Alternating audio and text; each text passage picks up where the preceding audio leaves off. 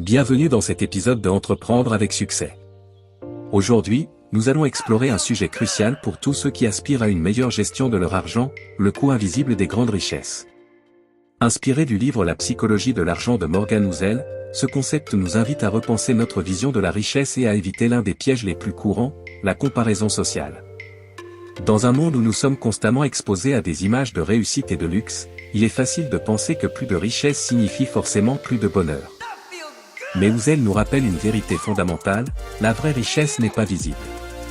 Elle réside dans ce que l'on ne dépense pas, comme la sécurité financière, la liberté et la stabilité.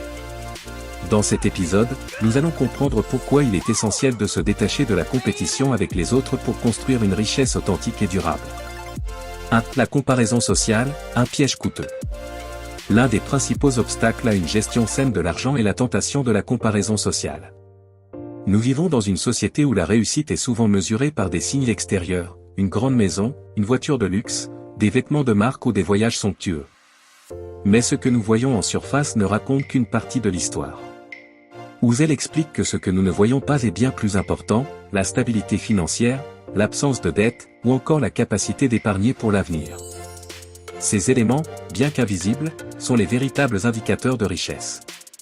Lorsque nous cherchons à rivaliser avec ce que nous voyons chez les autres, nous risquons de nous engager dans des dépenses inutiles, au détriment de notre sécurité financière. 2. La richesse visible vs la richesse invisible. La richesse visible, c'est ce que les autres peuvent observer, les objets matériels, le style de vie ostentatoire, les achats impulsifs. Mais cette richesse est souvent éphémère et peut cacher des dettes ou une instabilité financière. En revanche, la richesse invisible, celle que l'on ne voit pas, inclut des éléments bien plus durables et significatifs, un compte d'épargne solide, des investissements judicieux, ou encore la capacité à gérer sereinement des imprévus. Housel insiste sur le fait que ce n'est pas l'apparence de richesse qui compte, mais ce que nous conservons réellement. La richesse invisible est ce qui nous permet de vivre en paix, de prendre des décisions alignées avec nos valeurs et de faire face aux aléas de la vie sans stress inutile. 3. Le coût psychologique de la compétition sociale. La comparaison sociale ne coûte pas seulement de l'argent, elle a aussi un impact psychologique. Lorsque nous cherchons constamment à rivaliser avec les autres, nous mettons notre bonheur et notre estime de soi entre les mains d'éléments extérieurs. Cela crée une pression constante pour suivre la cadence et adopter un style de vie qui peut ne pas correspondre à nos priorités ou à nos valeurs. De plus, cette compétition sociale est souvent sans fin. Dès que nous atteignons un certain niveau, nous trouvons toujours quelqu'un de mieux loti avec qui nous comparer. Cela alimente une insatisfaction chronique qui nous empêche d'apprécier ce que nous avons déjà. En sortant de cette logique, nous pouvons nous recentrer sur ce qui est réellement important pour nous. 4. Comprendre le vrai coût des grandes richesses. Les grandes richesses apparentes ont un coût invisible que nous sous-estimons souvent. Cela peut inclure la perte de liberté. Lorsque nous vivons au-dessus de nos moyens, nous sommes souvent contraints de travailler davantage ou de rester dans des situations professionnelles stressantes pour maintenir ce style de vie. L'accumulation de dettes, beaucoup de personnes qui affichent un style de vie luxueux s'endettent pour financer leurs achats.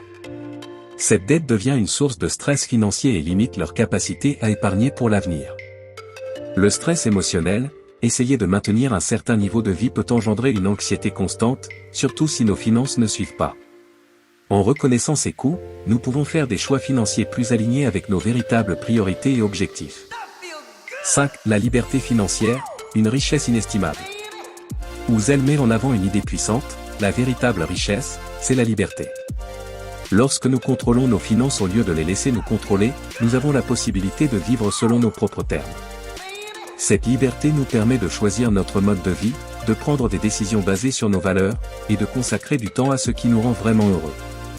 La liberté financière ne vient pas de l'accumulation sans fin, mais d'un bon équilibre entre épargne, dépenses réfléchies et investissements à long terme. Elle repose sur notre capacité à dire « non » à ce qui ne nous correspond pas et à nous détacher des attentes sociales. 6. Les actions concrètes pour éviter le piège de la comparaison sociale. Voici quelques étapes concrètes pour adopter une approche saine et sereine de la richesse. Fixez vos propres objectifs financiers, identifiez ce qui compte vraiment pour vous, que ce soit la sécurité, la liberté ou des projets personnels. Concentrez-vous sur vos priorités plutôt que sur celles des autres. Créez un budget aligné avec vos valeurs, en allouant vos ressources à ce qui est important pour vous, vous évitez les dépenses inutiles liées à la pression sociale. Pratiquez la gratitude, prenez le temps d'apprécier ce que vous avez déjà, au lieu de vous concentrer sur ce qui vous manque. Apprenez à différer vos gratifications, plutôt que de céder à des achats impulsifs, réfléchissez à la manière dont ces dépenses affectent vos objectifs financiers à long terme. 7. La richesse durable, investir dans l'invisible. Investir dans l'invisible signifie allouer vos ressources à des éléments qui apportent une valeur durable à votre vie. Cela peut inclure l'épargne, les investissements, ou encore l'éducation et le développement personnel. Ces choix, bien qu'invisibles, vous permettent de construire une stabilité financière et émotionnelle qui résiste à l'épreuve du temps. Par exemple, plutôt que d'acheter une voiture de luxe, investir dans un fonds d'épargne ou dans des formations peut générer des bénéfices à long terme. Ces investissements invisibles sont ce qui vous permet de bâtir une véritable richesse. 8. La richesse est une question de comportement, pas de revenus. Un autre enseignement clé de Houzed est que la richesse ne dépend pas uniquement des revenus. Ce qui fait la différence, c'est la manière dont nous gérons ce que nous avons.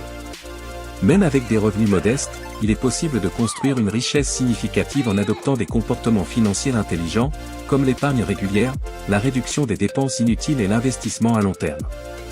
En revanche, des revenus élevés sans une bonne gestion financière peuvent mener à des dettes et à une instabilité.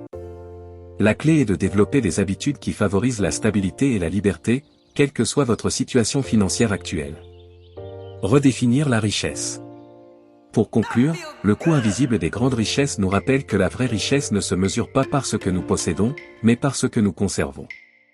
En évitant la comparaison sociale et en investissant dans des choix financiers réfléchis, nous pouvons construire une vie basée sur la stabilité, la liberté et la sérénité. La prochaine fois que vous vous sentirez tenté de comparer votre vie à celle des autres, rappelez-vous, la richesse visible est souvent une illusion. Concentrez-vous sur ce qui compte vraiment pour vous et investissez dans l'invisible, car c'est là que réside la véritable richesse.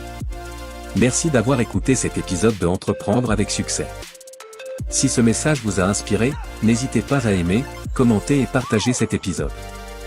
Restez connectés pour plus de conseils sur la gestion financière et l'entrepreneuriat. À très bientôt.